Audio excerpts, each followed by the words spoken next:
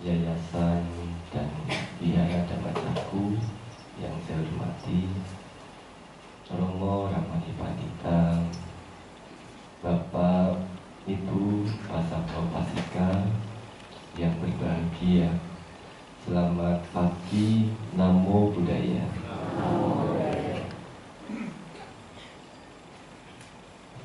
Hari ini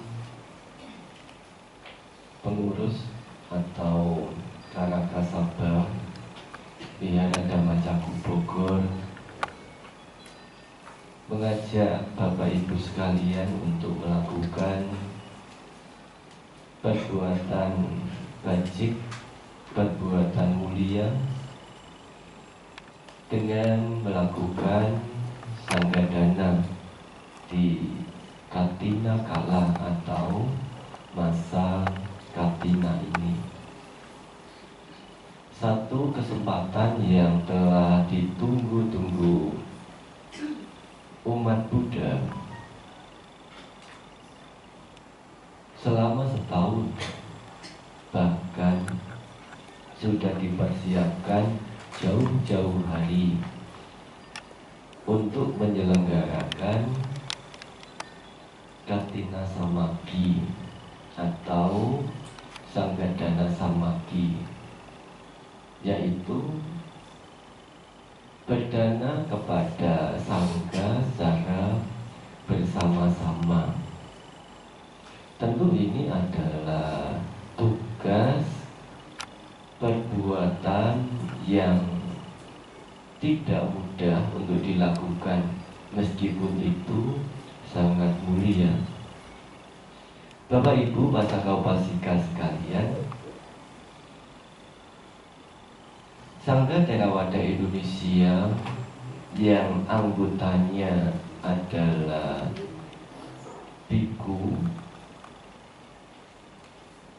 saat ini atau tahun ini hingga hari ini memiliki jumlah anggota sebanyak 105 biku.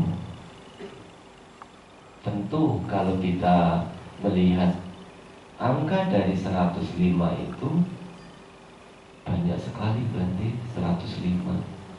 Tapi kalau kita bandingkan untuk di Indonesia dari Sabang sampai Merauke, 105 itu sangat-sangat sedikit.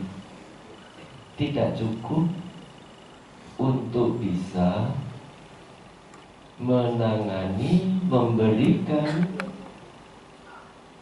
Dhamma kepada setiap umat Buddha, apalagi yang ada di pelosok. Umat Buddha dan jumlah biku yang ada tidak seimbang. Meskipun Bapak Ibu senang kalau melihat biku sangga hadir, hari ini ada 4 biku sangga, Bapak Ibu tentu merasa senang, dan dimanapun ketika biku sangga hadir selalu disambut dengan sukacita, senang. Senang melihat tetapi tidak senang menjadi. Senang melihat biku, tapi kalau suaminya disuruh pakai jubah, nanti dulu nanti. Ibu bapak saudara-saudari sekalian, menjadi biku bukanlah sebagai hal yang mudah. Meskipun Bapak Ibu senang melihat biku, bahkan berharap kalau bisa bikunya cepat ditambah nanti. Ya. Di Indonesia ini hanya sedikit kalau kita melihat jumlah yang di Thailand 200-300 ribu biku. Ya. Bukanlah hal yang tidak mungkin. Tentu biku itu berasal dari berumah tangga juga. Ya, meskipun Sangga Theravada Indonesia sudah memiliki program-program yang mempermudah seseorang untuk menjadi biku, tetapi juga masih belum banyak yang memiliki niat menjadi biku. Karena menjadi biku itu disebut sebagai melawan arus, ya. Melawan arus dari keinginan. Kalau umat berumah tangga sering mengikuti arus dari keinginan, sedangkan biku disebut sebagai yang melawan arus, karena yang menjadi penyebab seseorang tidak puas adalah dari nafsu keinginan itu, dari diri sendiri, bukan dari orang lain. Maka pada saat ini biku yang ada di anggota Sangga Theravada Indonesia itu belum signifikan sekali. Mudah-mudahan tahun depan bisa 2 kali lipat, ya. Kalau sekarang 100-an, ya, tahun depan bisa kepala 2, kepala 3, supaya setiap wihara ada bikunya. Bapak Ibu Pasaka Upasika sekalian, Katina Dana dengan upacara Katina adalah hal yang berbeda. Upacara Katina hanya bisa dilakukan oleh para biku, karena itu sebagai sanggakama.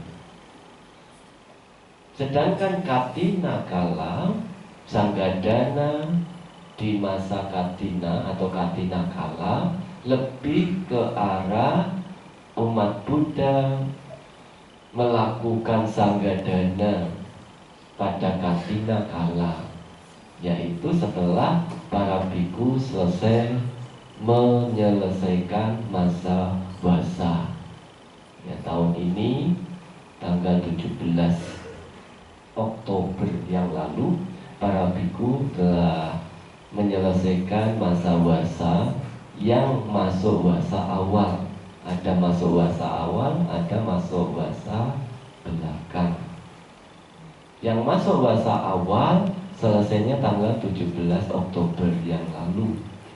Dan Sangga Theravada Indonesia tanggal 17 Oktober yang lalu memiliki anggota yang telah menyelesaikan masa wasa genap 20 wasa, 1 biku, dan yang 10 wasa 6 biku. Siapa saja Bante? Nanti buka website Sangga Theravada Indonesia, ya. Jadi ada 1 biku dan ada 6 biku. 6 biku yang sudah menyelesaikan, yang secara tradisi disebut sebagai tera, dan 20 wasa disebut sebagai mahatera. Mahatera ini adalah tradisi yang kita ambil dari Sri Lanka. Sedangkan dalam Vinaya itu hanya ada tera. Jadi tera ini bukan berarti usianya sudah tua. Meskipun arti tera itu sendiri artinya adalah tua, tapi belum tentu biku yang sudah sepuh, sudah tua disebut sebagai tera. Usianya barangkali menjadi biku di usia yang sudah sepuh. Meskipun sudah sepuh, tapi dia tidak disebut sebagai tera. Tera artinya sepuh, artinya bijak, yang dapat membedakan hal-hal yang baik, hal yang tidak baik, dan bisa membimbing dirinya sendiri. Kalau misalnya seseorang atau seorang biku itu meskipun sudah tera tapi belum mampu untuk membimbing dirinya sendiri dengan baik, maka dia juga tidak bisa disebut sebagai tera. Meskipun secara winaya yang 10 wasa itu disebut sebagai tera. Bapak Ibu Pasaka Upasika sekalian, sukacita yang dilakukan umat Buddha dalam menyambut Katina Kala dengan melakukan Sanggadana ini tidak hanya sekali dua kali, bahkan ada yang telah bertekad selama Katina Kala ini setiap hari saya akan berusaha untuk mengikutinya. Ya, kalau di Bogor ini mungkin hanya ada beberapa wihara.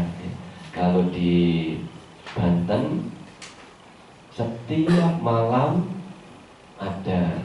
Bahkan kalau Sabtu dan Minggu satu hari bisa 3-4 kali. 3-4 kali. Dari wihara A pindah ke wihara B, nanti pindah lagi ke wihara C. Yang datang siapa? Ya itu saja ya. Kalau di Bogor ini berbeda. Meskipun yang datang ke Bogor ini ya beberapa ada yang dari Bogor sendiri, ada yang dari Jakarta, ada yang dari Tangerang. Nah, dalam melaksanakan Sanggadana di Katina Kala ini, hal-hal yang perlu Bapak Ibu ketahui adalah Sanggadana berbeda dengan Pugala Dana. Sanggadana berdana kepada sangga. Pugala Dana berdana kepada pribadi. Maka ketika kita mengadakan Sanggadana, melakukan Sanggadana, dana yang dipersembahkan itu adalah untuk sangga.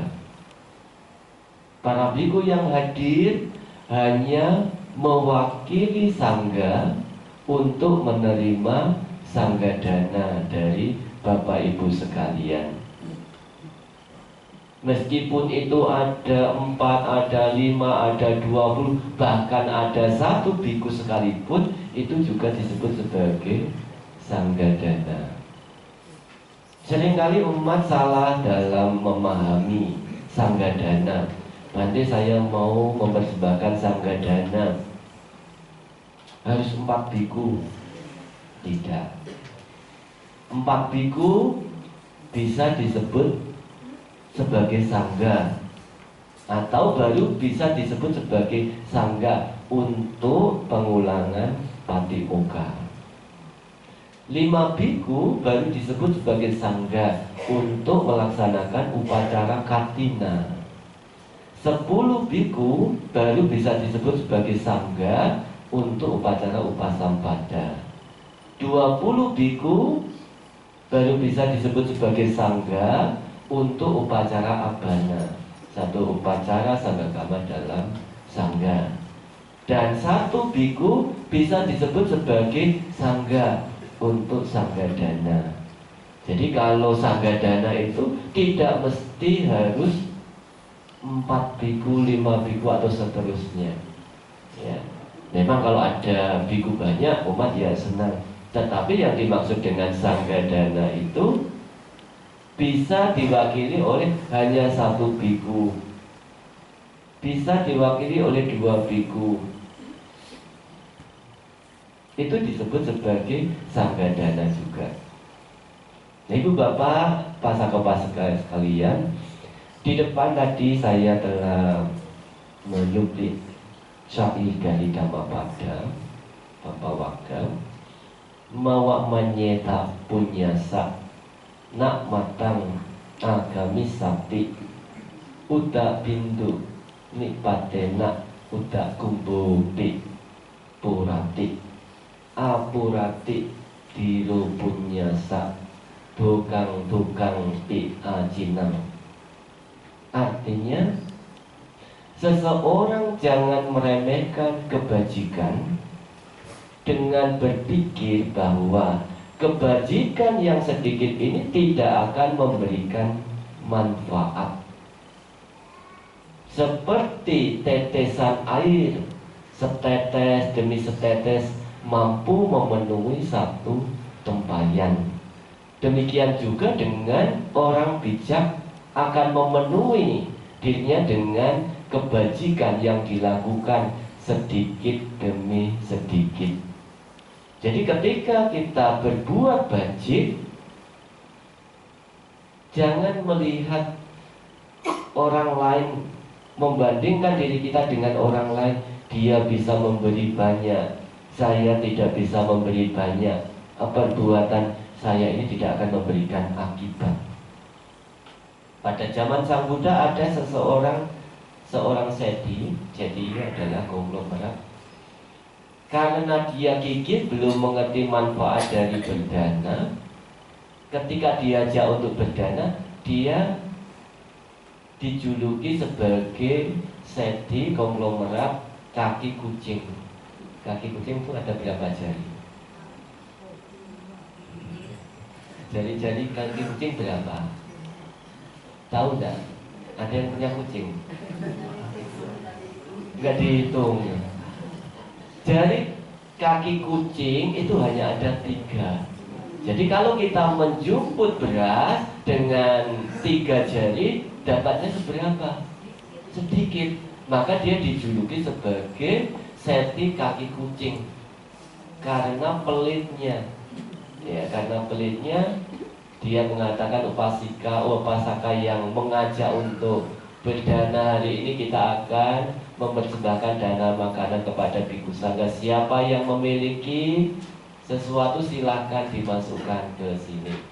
Nah, seti ini punya pemikiran, kalau tidak bisa mengundang banyak bhikkhu, ya undangnya sedikit saja, nggak usah terlalu di luar dari kemampuan. Itu pemikiran seti yang pelit ini.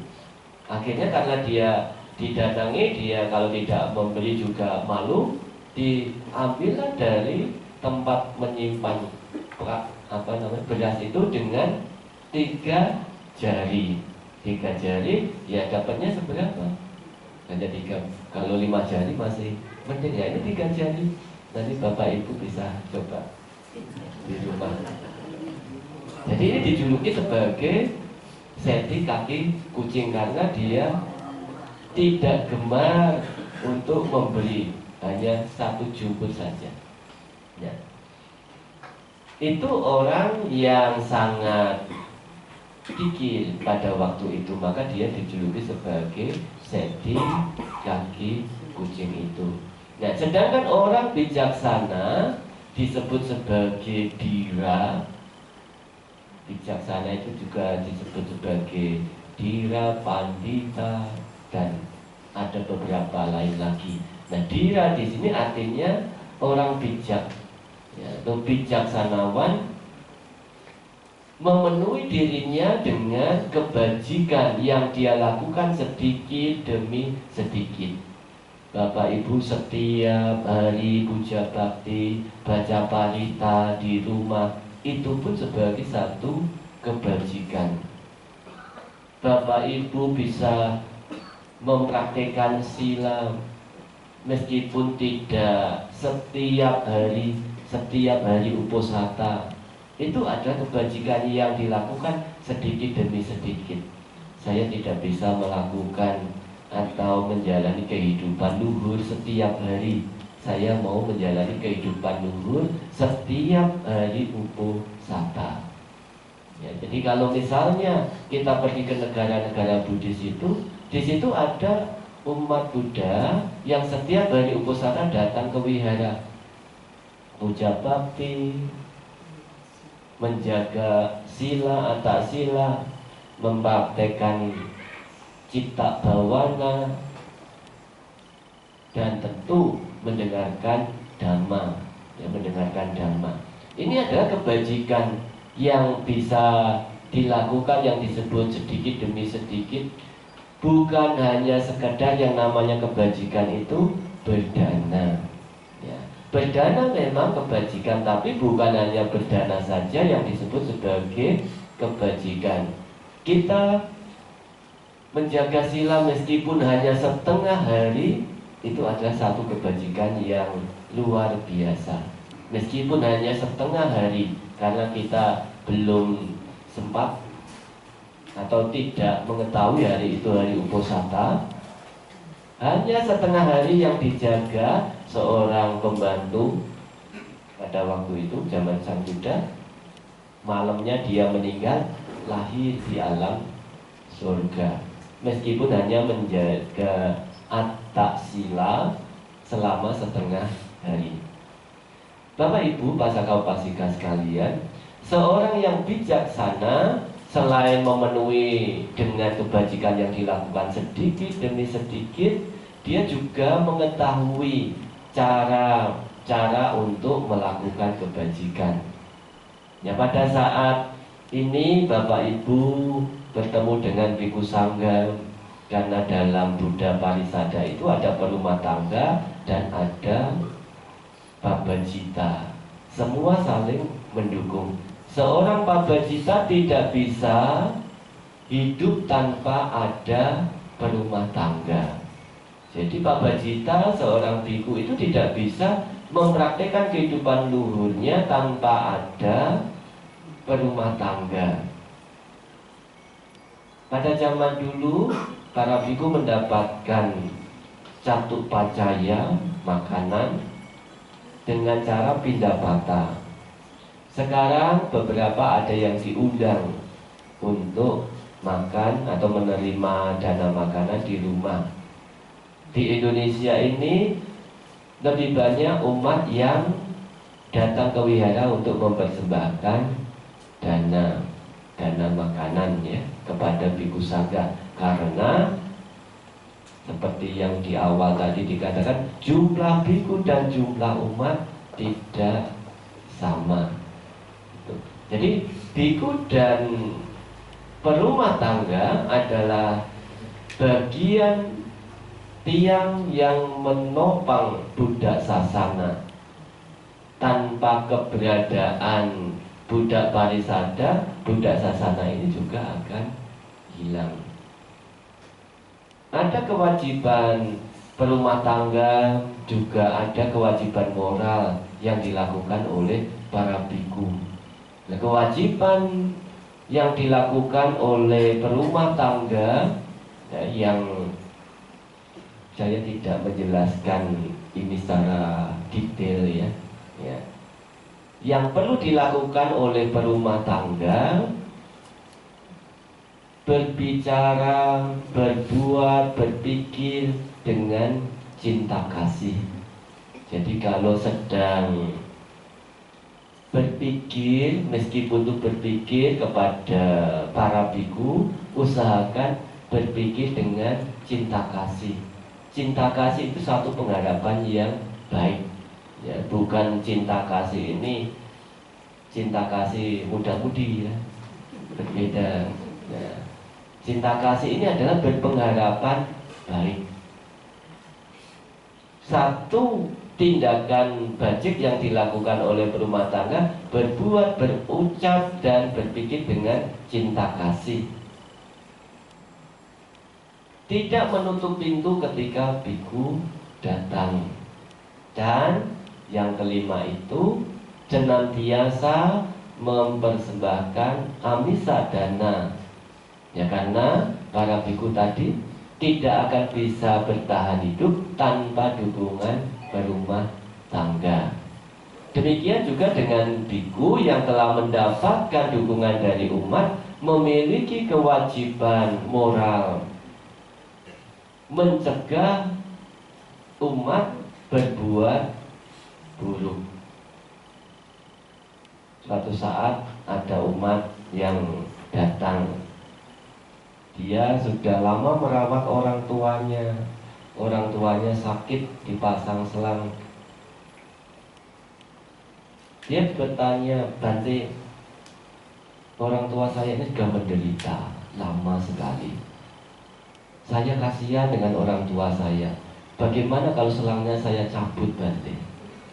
Kalau dicabut apa? Meninggal, ya, meninggal. Ya. Hal-hal seperti ini jangan sampai mendatangi para biku. Para biku sebisa mungkin akan mencegah, jangan. Bagaimanapun juga orang tua harus dijaga dengan baik. Karena apa? Kalau biku mengatakan, ya cabut saja supaya orang tuamu bahagia, ya, kasihan dia sudah meninggal. Begitu selangnya itu dicabut, maka biku yang mengatakan itu bukan sebagai biku lagi. Dia telah mengkondisikan seseorang meninggal. Dia tahu kalau selangnya dicabut, orang itu pasti akan meninggal. Kalau menyuruh mencabut tetapi belum meninggal, dia juga sudah melakukan pelanggaran. Ya, pelanggaran. Jadi kalau sampai dicabut dan mengakibatkan orang itu meninggal, pada saat itu juga biku itu meninggal dari kebikuannya, ya, meninggal dari kebikuannya. Maka ketika ada umat yang datang ke para biku bertanya seperti itu, para biku akan berusaha mencegah, jangan sampai dilakukan. Juga ada namanya berumah tangga, pasti ada yang konfliknya di rumah tangga suami dengan istri. Beberapa ada yang bertanya, Bante, saya dengan istri saya sudah tidak cocok, sudah bertahan lama sampai 3 tahun sampai 5 tahun. Kalau saya cerai bagaimana Bante? Wah, ini berat ya. Dulu yang menikahkan siapa? Pak Dita ini banyak. Coba tanya Pak Ditanya. Jangan tanya hal seperti itu kepada para biku. Kalau datang kepada para biku bagaimana? Cobalah sabar ya. Sabar. Meskipun berat, tapi cobalah sabar. Kasihan anak-anak. Nah, ini adalah sebagai bentuk para biku tidak akan membiarkan bapak ibu itu melakukan hal-hal yang buruk. Senantiasa menjaga bapak ibu akan berada dalam kebajikan, membantu dengan berpengharapan baik. Jadi kalau bapak ibu melihat para biku membantu, memiliki pengharapan baik kepada para umat, ya, kepada bapak ibu, memiliki pengharapan baik dalam setiap membantu, bukan pengharapan yang tidak baik.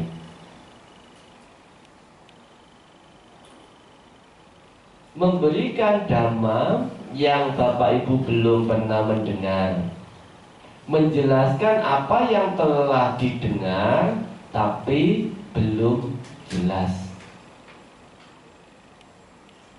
Sagasa makang aji kantik, menunjukkan jalan menuju ke surga, ke alam bahagia, bahkan hingga mencapai nibbana. Ini adalah 6 kewajiban yang dilakukan atau yang harus dilakukan oleh para biku.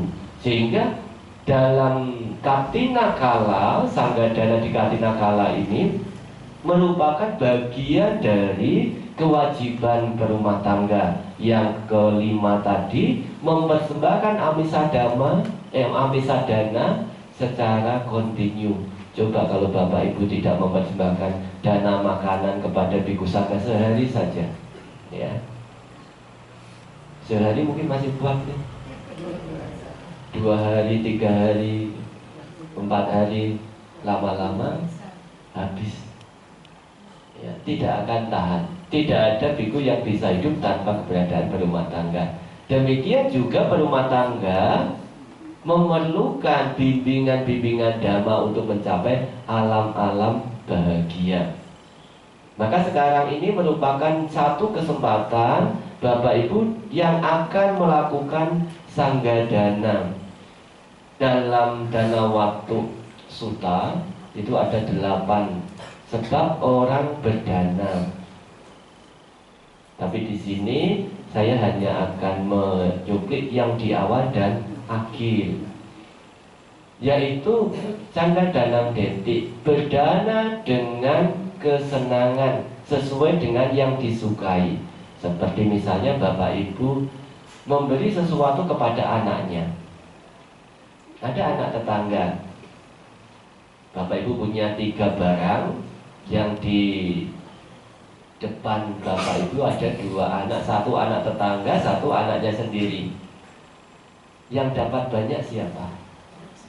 Anak sendiri, ya.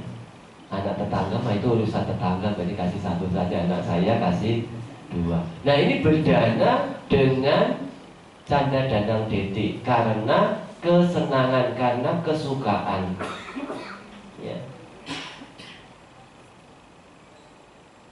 Ibu-ibu yang suka memberi makanan atau bagian konsumsi, terutama konsumsi nasi kotak, ya. Oh, ini teman saya kasih 2. Ini bukan teman saya akan kasih 1 saja. Nah, ini berdana dengan karena kesukaan, ya, karena kesukaan. Termasuk Bapak Ibu berdana kepada biku sangga, kalau berdana karena kesukaan, saya senang dengan bante A, saya senang bante B, saya hanya mau berdana kepada bante A, bante B. Akibatnya apa? Berdana karena kesukaan akan mudah kecewa. Banyak umat Buddha yang kecewa karena bikunya lepas, ya. Oh, saya sudah membantu mensupport bante untuk bisa bertahan, tetapi kenapa bantenya malah lepas? Kita menyayangkan biku yang lepas juga, ya. Bapak Ibu kalau ada biku lepas juga senang enggak? Kalau suaminya jadi biku, beda lagi, ya. Itu kalau latihannya 2 minggu, ya. Jadi umat Buddha biasanya kalau lihat berita Bante A lepas jubah, apalagi di Sangga Theravada Indonesia tahun ini ada 4 biku yang lepas, ya. Jadi dari 109 kemudian turun menjadi 105. Ya, mudah-mudahan tidak turun lagi. Anicanya mudah-mudahan naik, ya.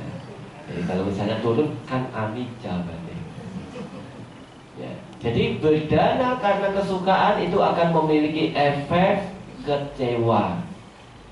Jadi kalau kita berdana karena kesukaan, kita akan kecewa. Bapak Ibu dengan sesama temannya juga sama.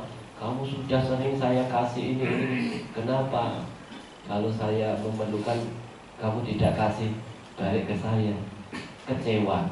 Karena berdana atas dasar kesukaan.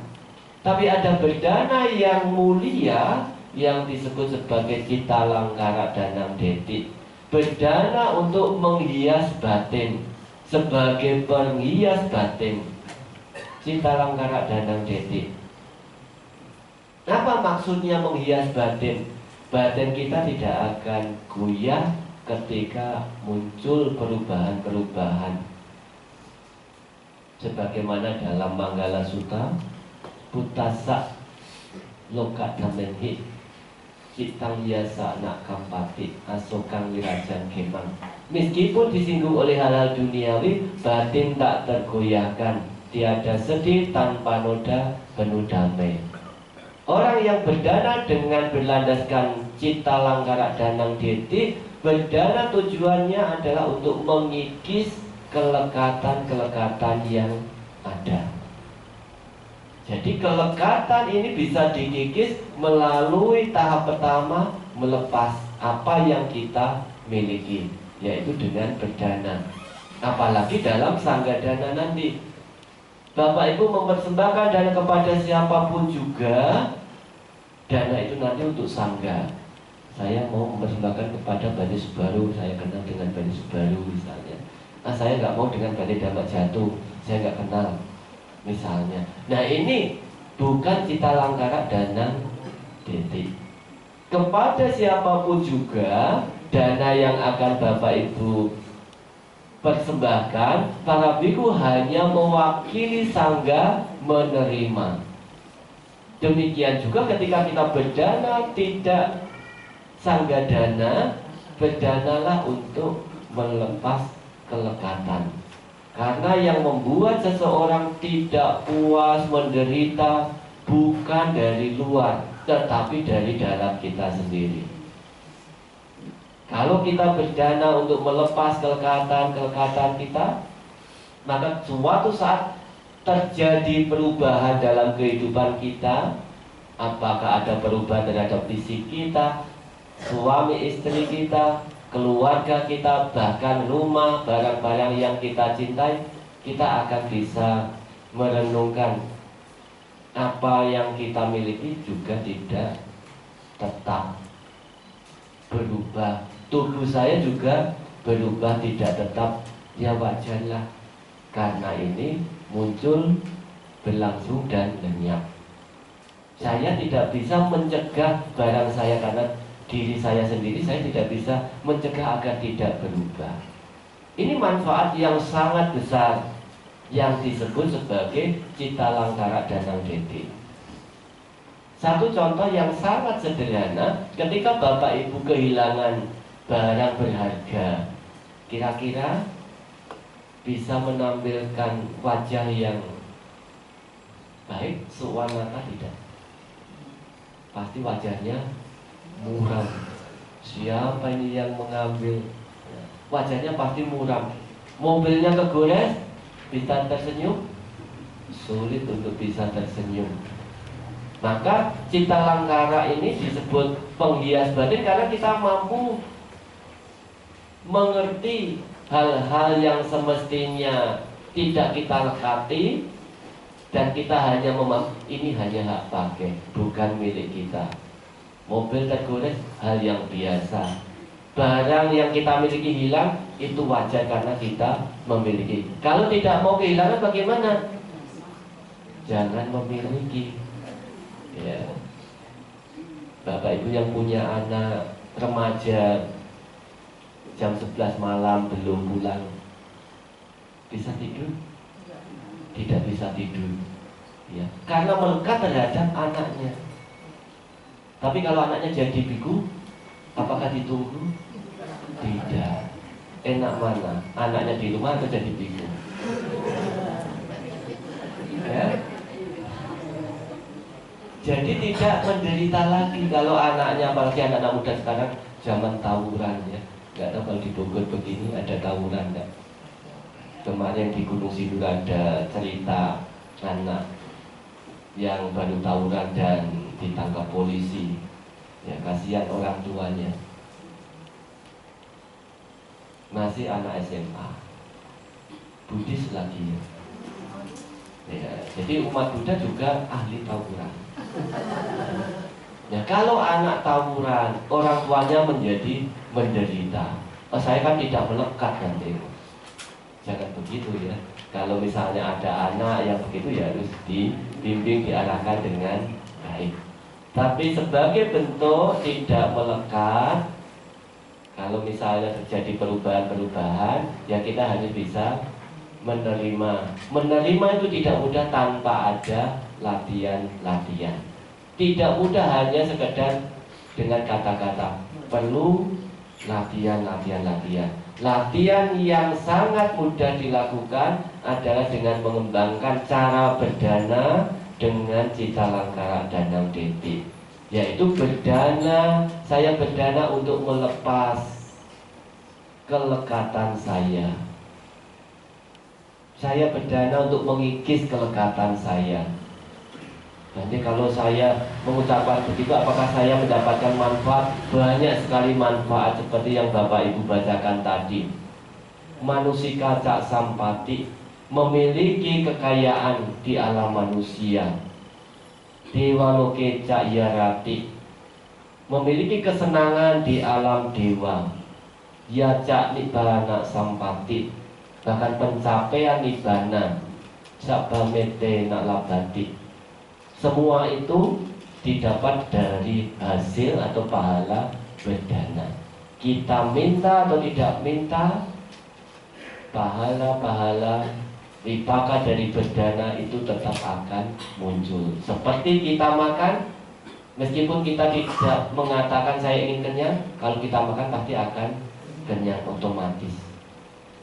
Demikian juga perbuatan bajik, kalau kita memiliki fondasi yang paling tinggi, yang bawah-bawah juga akan bisa dilalui. Jadi berdanalah dengan berpengharapan saya berdana untuk menghias batin saya. Dengan cara bagaimana? Sebelum berdana senang, pada saat berdana senang, setelah berdana juga senang. Jangan memiliki pikiran-pikiran semoga dengan dana kepada sangga, di sangga dana ini pulang-pulang saya dapat lotre. Ya, ini berdana dengan loba danang detik. Berdana karena keserakahan. Ya, itu tidak baik. Nah, ada macam-macam berdana itu. Tapi yang paling baik yang bagus adalah cita langkara danang detik. Selamat berdana kepada sangga. Semoga kebajikan yang Bapak Ibu lakukan ini dapat mengkondisikan kebahagiaan, kemajuan dalam kehidupan Bapak Ibu sekalian. Sabdi sarta bawantu sukitata, semoga semua makhluk hidup berbahagia.